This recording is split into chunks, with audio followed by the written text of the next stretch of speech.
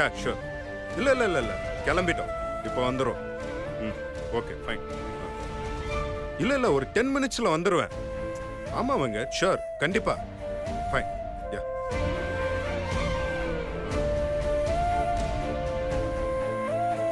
சக்தி, என்னவ இவ்வளோ டிஸ்டர்ப்டாக இருக்கா? ஒருவேளை கோர்ட்டுக்கு வந்து டிவோர்ஸில் எனக்கு விருப்பம் இல்லைன்னு சொல்லிடுவாளோ? ஐயோ, அது மாதிரி மட்டும் நடந்துடக்கூடாது. சக்தி,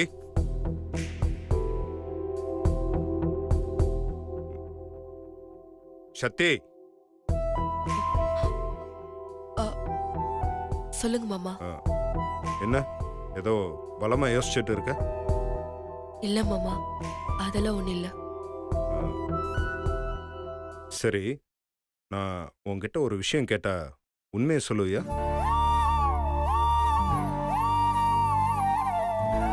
நிச்சயமா மாமா. நான் லைஃப் ஃபுல்லா சந்தோஷமா இருக்கணும்னு நினைக்கிறியா இல்ல ஃபீல் பண்ணணும்னு நினைக்கிறியா? என் எதிரி கூட கஷ்டப்படக்கூடாதுன்னு நினைக்கிறவ மாமா. அப்படி இருக்கும்போது உங்களை நான் என் உயிரா நினைச்சிட்டு இருக்கேன். நீங்க கஷ்டப்படணும்னு நான் எப்படி மாமா நினைப்பேன்? உனக்கு என்ன அவ்வளோ பிடிக்குமா? இந்த கேள்விக்கு நான் ஏற்கனவே பதில் சொல்லியிருக்கேன் மாமா. இருந்தாலும் இப்பவும் சொல்றேன். இனிமே நீங்க எப்ப கேட்டாலும் சொல்வேன். இப்போ உங்களுக்கு என் காதல் புரியாது மாமா. நிச்சயம் ஒரு நாள் என் காதலை புரிஞ்சுப்பீங்க. அன்னைக்கு என்னையும் நீங்க முழுசா புரிஞ்சுப்பீங்க மாமா. ஏய், பிடிக்குமான்னு தானே கேட்டேன். அதுக்கு எதுக்கு இந்த மாதிரி புரியாத மாதிரி பேசிட்டு இருக்க? ரொம்ப பிடிக்கும் மாமா. நான் இந்த ஜென்மம் எடுத்ததே உங்களுக்காக தான் நினைக்கிறேன். ஃபைன், பட் எனக்கு உன்னை சுத்தமா பிடிக்கல. உன்னால இந்த ஜென்மத்தை நான் வீணாக்குறேனோன்னு தோணுது எனக்கு. எந்த வகையில யோசிச்சு பார்த்தாலும் என் மனசு உன்னை ஏத்துக்கவே மாட்டேங்குது. நீ என் கூட இருக்கிறது எனக்கு ரொம்ப கஷ்டமா இருக்கு. நிம்மதி இல்லாம, வெறுப்பா. சில சமயங்கள்ல ஏன்டா இப்படி ஒரு வாழ்க்கை வாழ்றோமோ அப்படிங்கிற மாதிரி எனக்கு தோணுது. சரி, கடைசியா எனக்காக ஒரு உதவி செய்ய முடியுமா?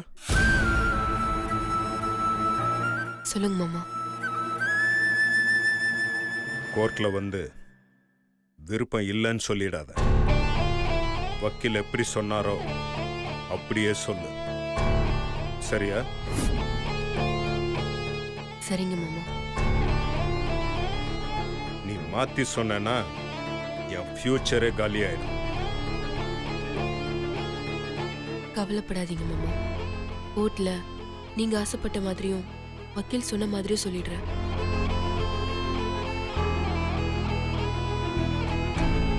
சத்தியமா? இது நீங்க கட்டினது மாமா.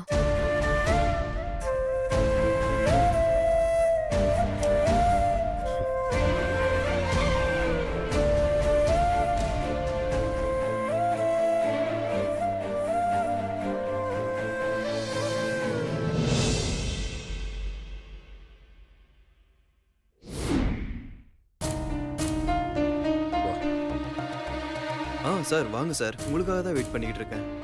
போலாமா? சார் நீங்க கொஞ்ச நேரம் இங்க வெயிட் பண்ணுங்க. நம்ம கேஸ் வந்ததும் கூப்பிடுவாங்க, அப்போ போனா போதும் சார். அப்புறம் சார் ஜட்ஜி கேட்டாங்கன்னா நான் என்ன சொன்னனோ அதை மட்டும் சொன்னா போதும் sir.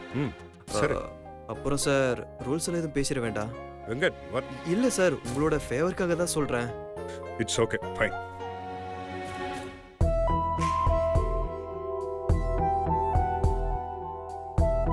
Case number 305. Sakthi Siva யாரு? உள்ள வாங்க. நீங்க போங்க சார், நீங்க உள்ள போங்க சார். வா.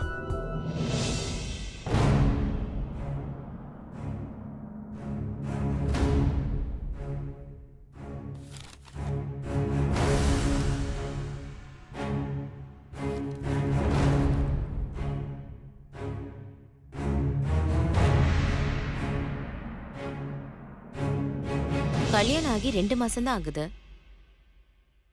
இந்த 2 மாசத்துல ஒருத்தரை பத்தி ஒருத்தர் முழுசா தெரிஞ்சுக்க கூட வாய்ப்பில்ல. அதுக்குள்ள எதுக்கு டிவோர்ஸ்க்கு அப்ளை பண்றீங்க?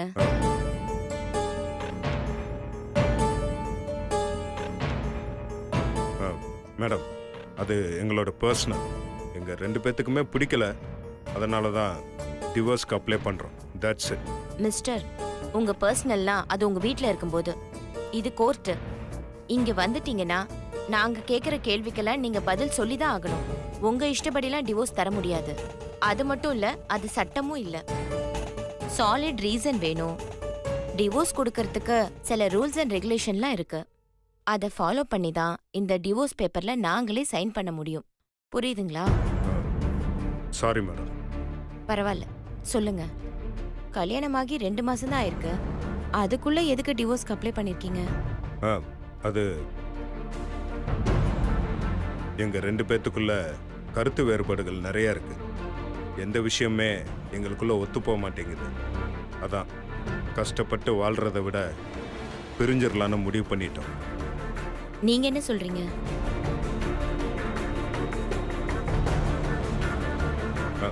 இல்லை, நான் சொல்றதை தான் அவங்களும் சொல்லுவாங்க. உங்களை கேட்டா மட்டும் நீங்க பதில் சொன்னா போதும். நீங்க பதில் சொல்லுங்கம்மா. ஆமா மேடம், அவர் சொல்ற மாதிரி எங்களுக்குள்ள ஒத்து போகலன்னு அவர் நினைக்கிறாரு. புருஷன் நினைக்கிறத நிறைவேற்றி கொடுக்கறது ஒரு பொண்டாட்டியோட கடமை இல்லையா? அதனால அவர் இஷ்டப்படியே எங்களுக்கு டிவோர்ஸ் கொடுத்துருங்க மேடம். மிஸ்டர் சிவா, நீங்க கொஞ்ச நேரம் வெளியே இருங்க. வெளியிலே மேடம், எதுக்கு? பயப்படாதீங்க, இதுவும் ரூல்ஸ் தான். கொஞ்ச நேரம் தான், கொஞ்சம் வெளியே இருங்க.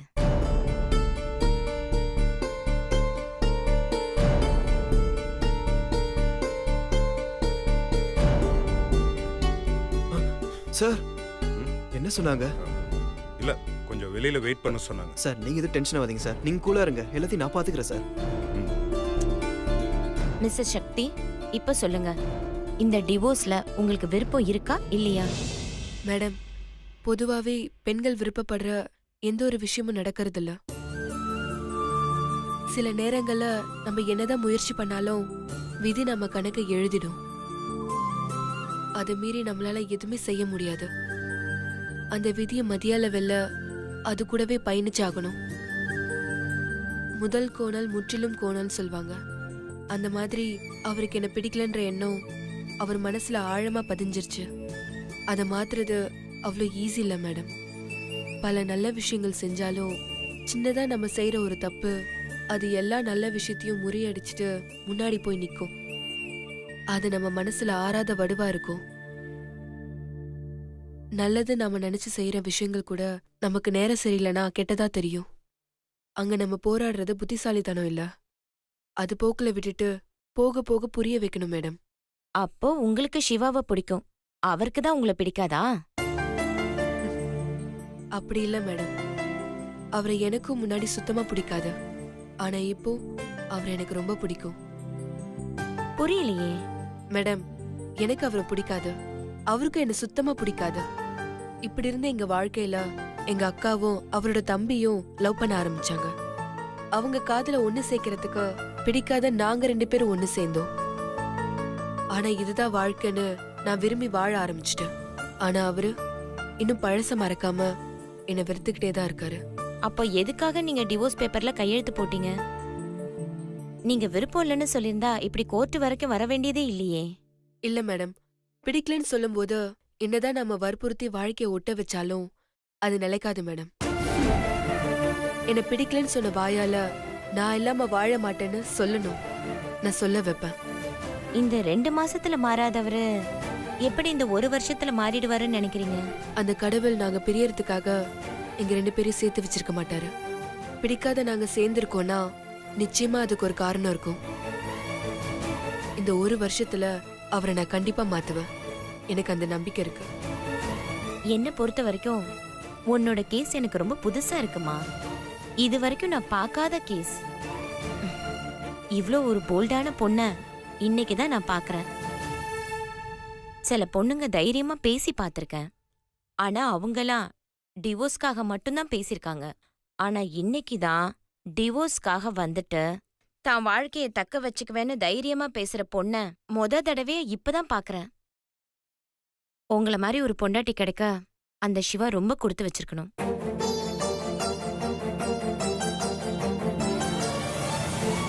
சில பேர் இப்படிதான் கையில அமுதம் இருந்தும் அதோட அருமை தெரியாம விட்டுருவாங்க. அத பத்தி அவங்களுக்கு புரியும் போது அது அவங்க கையை விட்டே போயிருக்கும்.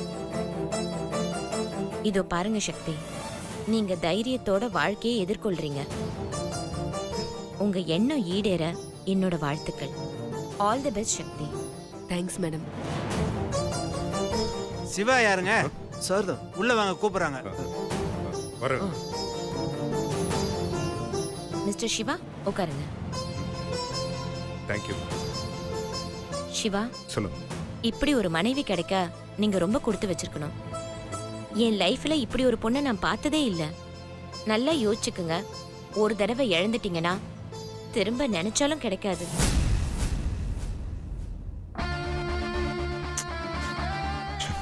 உங்ககிட்ட ஏதாவது அழுது சிம்பத்தி கிரியேட் பண்ணியிருப்பா. இதுக்கு தான் நான் வெளியில போறதுக்கே யோசிச்சேன். சிவா, ஆ? என்ன யோசிக்கிறீங்க? இல்ல மேடம், செட் ஆகாது. பிடிக்காத வாழ்க்கையை வாழ்றதை விட பிரிஞ்சு போறது எவ்வளவோ மேல். இவங்களால என்னோட நிம்மதி நிறைய போயிருக்கு. அது ஒரு மணி நேரம் பார்க்குற உங்களுக்கு வேணா இவங்கள பற்றி சரியாக தெரியாமல் இருக்கலாம். ஆனால் இவங்க கூட வாழ்கிற எனக்கு தான் தெரியும் இவங்களால எனக்கு எவ்வளோ பாதிப்புன்னு. தயவு செஞ்சு எங்களை பிரித்து விட்ருங்க மேடம்.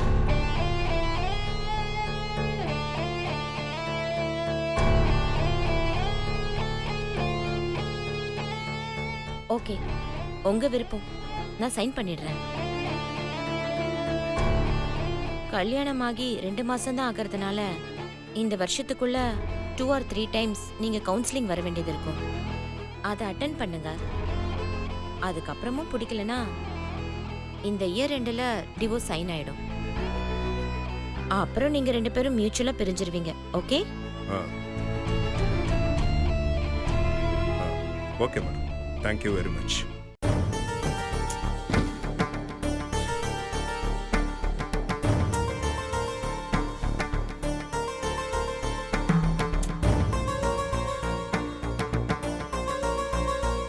ஏய், நான் என்ன சொன்னாலும் அதை செய்ய மாட்டேல.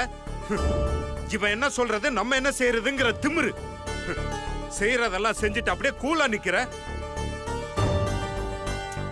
ஏய், உன்கிட்ட தான் பேசிட்டு இருக்கேன்.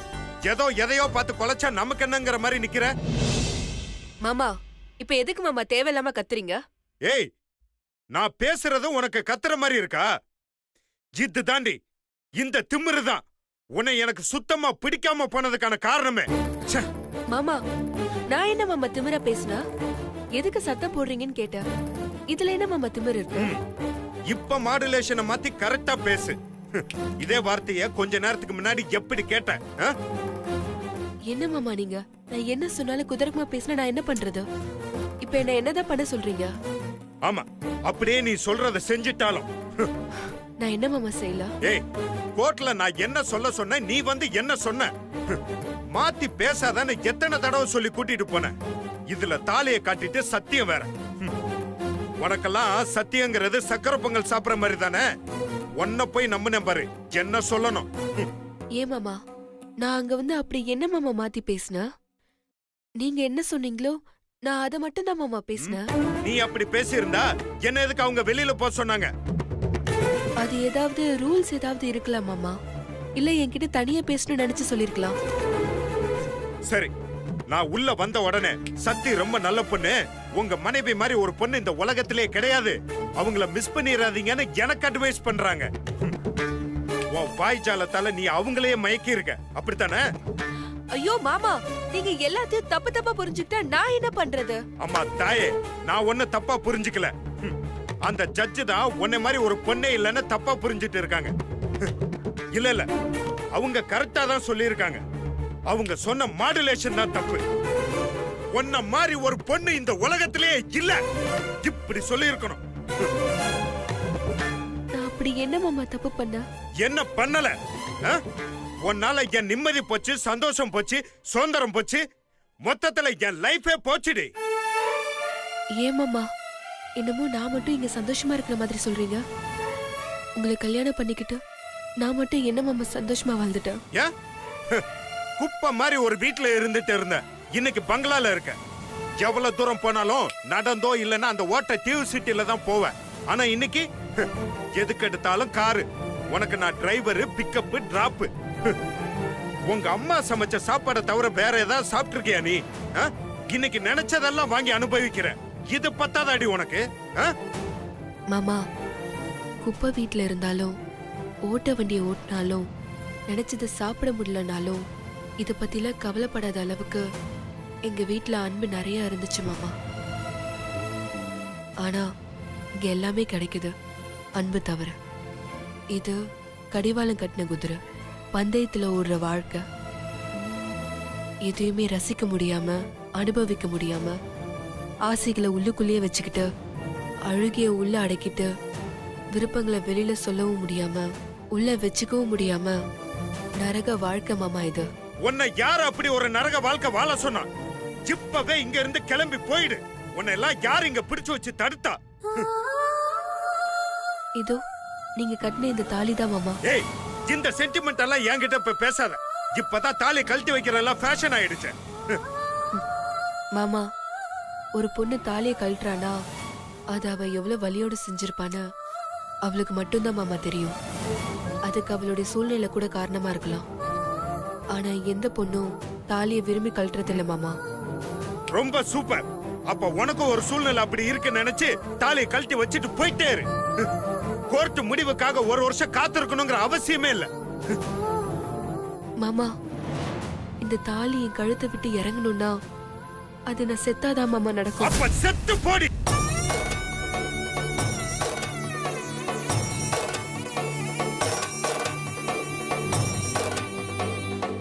என்ன மாமா சொல்றீங்க?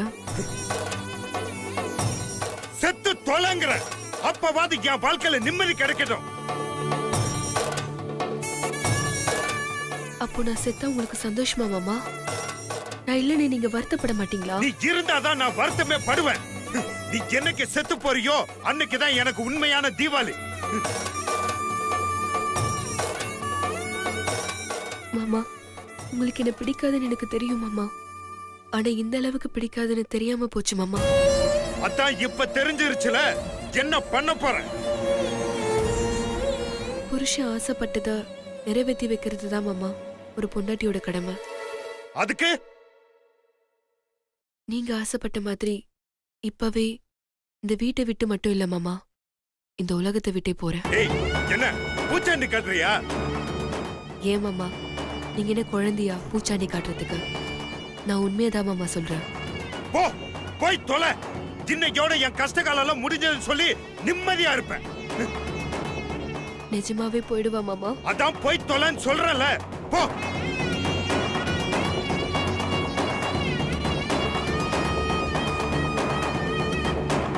என்ன பயம் வந்துருச்சா? பயம் இல்ல மாமா, போறது ஈஸி. ஆனா போனதுக்கு அப்புறம் ஐயோ கோவத்துல தப்பு பண்ணிட்டோமே, சக்தி நீ திரும்ப வான்னு சொல்லி அழுதீங்கன்னா என்னால திரும்ப வர முடியாது. அதுக்கு தான் மாமா நான் யோசிக்கிறேன். ரொம்பலாம் யோசிக்காத. நீ நினைக்கிற மாதிரிலாம் நான் ஃபீல் பண்ண மாட்டேன். போய் தொலை இங்க இருந்து.